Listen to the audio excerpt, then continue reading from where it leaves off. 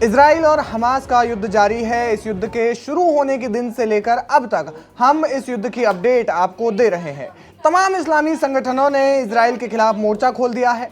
अब इसमें एक और चरमपंथी संगठन कूद पड़ा है। हालांकि ये संगठन पहले से ही इस युद्ध में हमास के साथ था, लेकिन हाल ही में एक ऐसी घटना हुई जिसने इस संगठन का नाम वैश्विक स्तर पर ला खड़ा किया है। क्या हुआ ऐसा और कौन है ये संगठन, जानेंगे विस्तार से। इस संगठन का नाम है हूती। ये यमन का एक विद्रोही संगठन है, इसलिए इन्हें हूती विद्रोही भी कहते हैं। हाल ही में इस संगठन ने फिलिस्तीन का साथ देते हुए इजराइल के खिलाफ मोर्चा खोल दिया था। हूती विद्रोहियों ने भी इजराइल पर बम वर्षा की, लेकिन रविवार को हुई घटना में हूतियों ने इजराइल समेत पूरी दुनिया को चौंका दिया। कैसे? दरअसल हूती के लड़ाकों ने लाल सागर में भारत आ रहे एक मालवाहक जहाज को हाईजैक किया। इसके लिए हूतियों ने एक हेलीकॉप्टर का इस्तेमाल किया।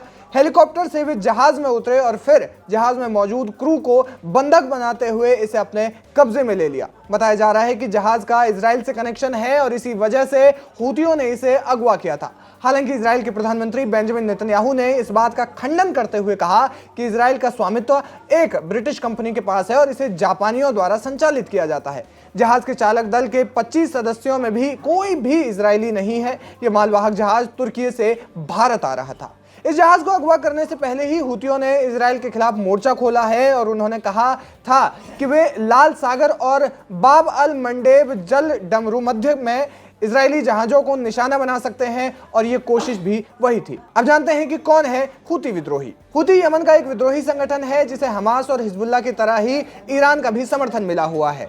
ये एक शिया संगठन है। 90 के दशक में यमन के पूर्व राष्ट्रपति अली अब्दुल्ला सालेह की तानाशाही को खत्म करने के लिए हूती संगठन बनाया गया था। इस संगठन की शुरुआत की थी एक पिता पुत्र ने।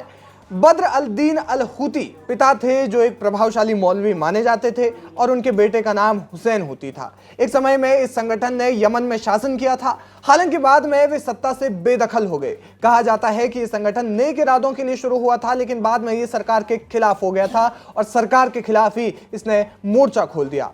इनका विद्रोह इतना बढ़ गया कि यमन में गृह युद्ध छिड़ गया। यहां तक कि हूतियों ने अपनी ही देश की सेना के साथ युद्ध लड़ा।